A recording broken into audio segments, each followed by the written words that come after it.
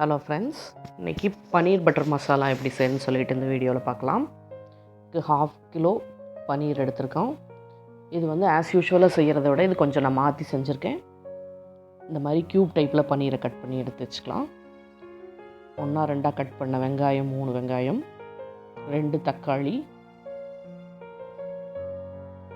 இஞ்சி பூண்டு, ஒரு முழு பூண்டு உளிச்சு வச்சுருக்கேன், அதே சைஸ்க்கு இஞ்சி, அரை கேப்சிகம் வந்து இந்த மாதிரி க்யூப் டைப்பில், ஒரு பெரிய வெங்காயம் க்யூப் டைப்பில் கட் பண்ணியிருக்கோம், 3 பொடியாக கட் பண்ண பச்சை மிளகாய், 2 இந்த மாதிரி 4 பீஸாக கட் பண்ண பச்சை மிளகாய், 50 கிராம் ஊற வைச்ச முந்திரி பருப்பு, பொடியாக கட் பண்ண வெங்காயம் 1, இஞ்சி பூண்டு இந்த மாதிரி சாப் பண்ணது 1 ஸ்பூன், பொடியாக கட் பண்ண மல்லித்தழை,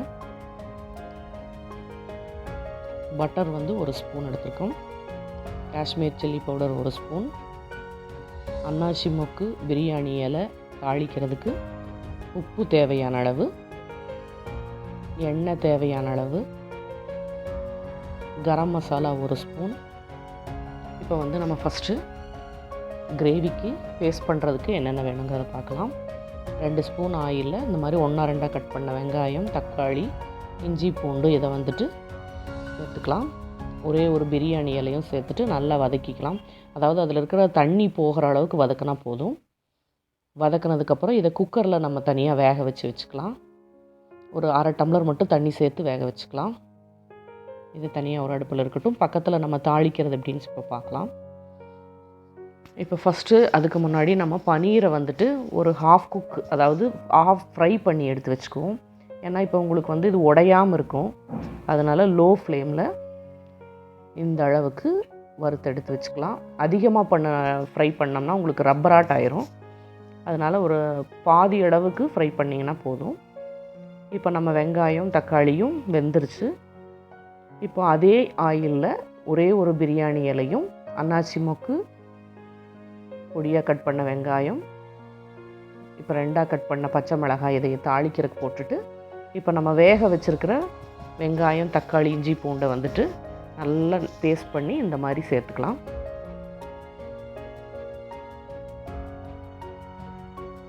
உப்பு சேர்த்துக்கலாம். இப்போ தண்ணி சேர்த்தாமல் இந்த பேஸ்ட் வந்து கொஞ்சம் நேரம் வதங்கணும். இப்போ உப்பு சேர்த்ததுக்கப்புறம் காஷ்மீர் சில்லி பவுடர் 1 ஸ்பூன் சேர்த்துருக்கேன். இது வந்து வெறும் கலருக்கு மட்டும்தான். இப்போ காரத்துக்கு நம்ம கம்ப்ளீட்டாக பச்சை மிளகாய் நிறையா சேர்த்ததுனால நான் உங்களுக்கு டைரெக்டாக இருக்கிற அந்த வரமிளகாத்தூள் சேர்த்தலை. இப்போ இது லிட்டு போட்டு க்ளோஸ் பண்ணி வச்சுட்டு பக்கத்து அடுப்பில் வந்துட்டு 2 ஸ்பூன் ஆயிலில் நல்லா சாப் பண்ணி வச்சுருக்கிற வெங்காயம், இஞ்சி பூண்டு பொடியை சாப் பண்ணது 1 ஸ்பூன் சேர்த்துருக்கோம். பச்சை மிளகாய் வந்து நான் 4 பச்சை மிளகாயும் பொடியை கட் பண்ணது சேர்த்துருக்கேன். உங்களுக்கு காரத்துக்கு தகுந்த மாதிரி குறைச்சிக்கோங்க. இப்போ இதை வந்துட்டு லோ ஃப்ளேமில் வச்சு நம்ம நல்லா வதக்கிக்கலாம். அதாவது உங்களுக்கு அந்த இஞ்சி பூண்டு பச்சை மிளகாய் நல்லா வதங்கிடணும். ஒரு 3 நிமிஷம் இந்த மாதிரி வதங்கினதுக்கப்புறம் இந்த க்யூப் டைப்பில் கட் பண்ணியிருக்கிற வெங்காயத்தை சேர்த்துக்கலாம். இது வந்து உங்களுக்கு சாப்பிடும்போது உங்களுக்கு வெங்காயமும் மிளகாய் இதெல்லாமே உங்களுக்கு அந்த டேஸ்ட் அப்படியே வாயில் வரும். இப்போது க்யூப் டைப்பில் கட் பண்ண கேப்சிகமும் சேர்த்துக்கலாம். இப்போ சேர்த்துட்டு உங்களுக்கு இது வந்து எப்போ ஆஃப் பண்ணணுன்னா வெங்காயத்தோட கலர் மாறணுன்னே ஆஃப் பண்ணி வச்சுருங்க. இப்போது கரம் மசாலா வந்து நம்ம அந்த பேஸ்ட்டில் சேர்த்துக்கலாம். இது வந்து நீங்கள் கொஞ்சம் டைம் எடுக்கும். சேர்த்துட்டு இப்போ நம்ம பன்னீரையும் ஆட் பண்ணிவிட்டு ஒரு 5 நிமிஷம் க்ளோஸ் பண்ணி வச்சுருவோம். இந்த மாதிரி கிரேவி வந்துட்டு நம்மளுக்கு ரெடி ஆயிடுச்சு. இப்போ இந்த சமயத்தில் வந்துட்டு முந்திரி பேஸ்ட் வந்து நம்ம இதில் சேர்த்துக்கலாம். முந்திரி பேஸ்ட்டு சேர்த்துட்டு ரொம்ப நேரம் நம்ம திருப்பியும் கொதிக்க வைக்கக்கூடாது.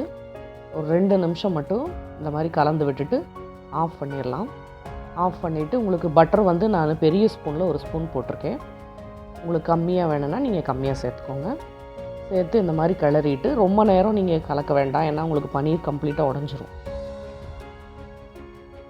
இப்போ இதை அடுப்பை ஆஃப் பண்ணிவிட்டு நம்ம கேப்சிகம் வெங்காயம் தாளிச்சிருக்கோம் இல்லைங்களா, அதை வந்து நம்ம இதில் சேர்த்துக்கலாம். இப்போ பன்னீர் பட்டர் மசாலா வந்துட்டு ஹோட்டல் ஸ்டைலில் இருக்கிற டேஸ்ட்லேயே நம்மளுக்கு கிடச்சிருச்சு.